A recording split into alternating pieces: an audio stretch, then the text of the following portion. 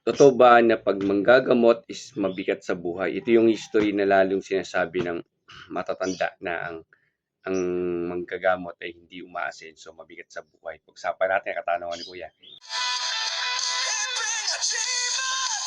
Wala namang agiman, pero nasa puso ang tunay na agiman. Isigaw mo bro, ang lakas ng loob. Kahit walang agiman, laban tayo.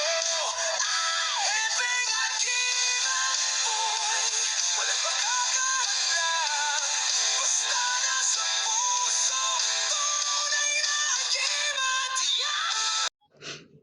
Yung katanungan ni Kuya about sa ah, yung hindi daw umangat sa buhay yung mga manggagamot, no? Mabigat sa buhay.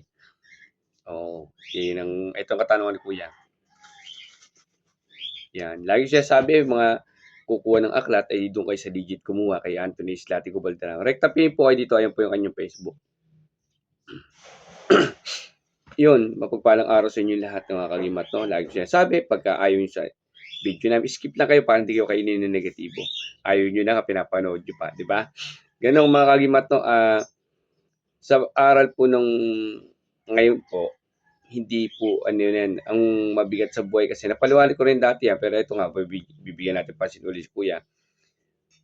Isa kasi diyan ng history kasi ng mabigat sa buhay, no? Kung mga karga mo kasi hindi ka marunong mag-level. Oo.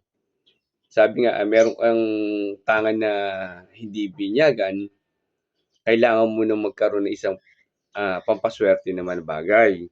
Ngayon po, sa iba naman, history, sa amin, Team Happy Agimat, lahat binibinyagan ko para maluwag sa buhay. Kasi meron kasi mga iba na naninira na meron daw kinakarga yung Team Happy Agimat na mabigat sa buhay. No? Yung mga, paninira na kasi yan eh. No? Chat-chat yung iba, sabihin, oh, buti hindi ka nakarga ni Happy ng mabigat na orasyon. Yan, ganun mga ganun paninira. Yung isa yun, isa sa yung sa negatibo. Kasi una, naninira ka na ng tao. Oo. Sabi nga sa akin ng mga tao, chinat nila ako ng gano'n, pero wala naman magaan ang buhay ko, di ba?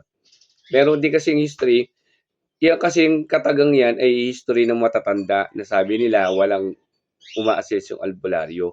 Kasi ang history talaga ng albularyo is hindi naman talaga nangihingi nung araw. Kasi nung araw naman talaga, iba yung flow ng buhay natin. Nanghihingi ka lang ng gulay sa kapitbahay. Ngayon, ultimo malunggay, binibili na. Dati, nangunguha ka lang talbos sa kamote, binibili na ngayon. Malunggay, nangunguha ka lang din, nanghihingi ka sa mga kapitbahay. Diba? Patola, yung mga ganun. Hinihingi lang yan eh. Sa mga kapitbahay eh. Okra, ngayon, napapakamahal na.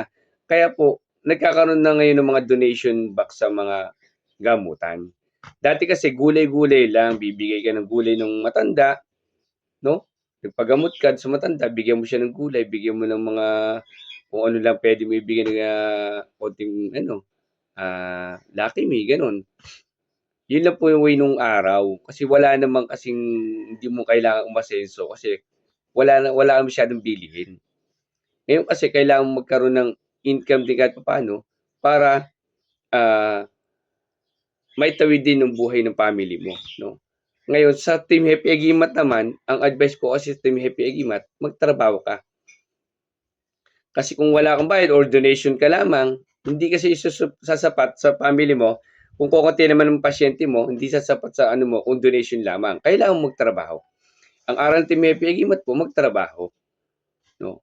Kaya po kasi minamalis yung iba, sabing mabigat sa buhay. Kasi nga po, ilan lang naman ang pasyente mo pero ayaw mo magtrabaho. Nag-focus ka na nag-focus sa gamutan. O, yun po yung mga nangyayari po. Nag-focus ka sa gamutan, pero wala ka ibang trabaho, wala ibang part-time, wala ka ibang pinagkakakita kundi yung gamutan lang. Ang problema ko sa gamutan mo, minsan wala kang pasyente.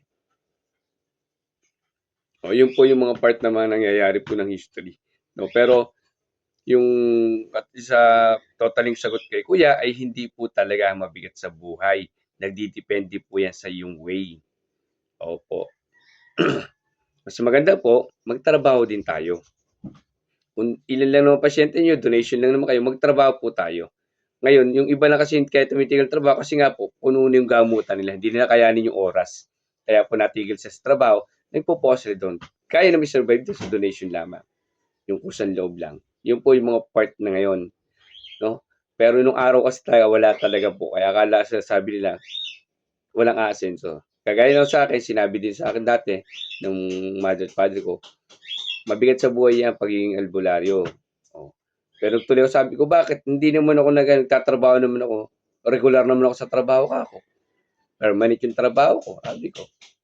Yun sabi ko sa kanila. Yun po yung mga part ng way ng sa mga gamutan, no? Kaya ang akin advice ko sa mga natuto sa Team Happy Eggman, mas maganda, magtrabaho din kayo para mas maganda po. Pero kailangan nyo respeto yung iba kasi sabi ko sa inyo, yung iba kasi na marami nang dinadagsanan ng pasyente, hindi sila makapagtrabaho. Doon talaga sa duration box sila. Sila, yung yung aral ng may pag-imit kasi, wag mo na pakialaman kung may bayad sila o donation sila o wala kang donation. Okay lang po yan. I-respeto nyo po sila kasi may iba-ibang way kasi yan. Kung mahal ang bayad, murang bayad, nagbebenta pangutang, hindi nagbebenta pangutang, okay lang po yan. Respeto nyo. Kasi wala kayong mapapala kung makipagtalo at sitahin sila at bantayan sila. Ang mas maganda na pukusan yung pasyente nyo. Kanya-kanya pasyente tayo. Pukusan mo yung pasyente mo. Pukusan yung aral mo para madagdagan yung aral mo. Huwag mo kasi lang intindihin. Kasi pag intindi sila, nagiging inggitero ka. Tapos kada inggit mo kasi sa kanila, nasasayang yung oras mo. Diba? Yun po yung aral Team Happy Gan. Yung mga ganong ayaw mo, skip mo lang sila. Mag-focus ka sa goal mo. Diba? Maraming salamat. God bless.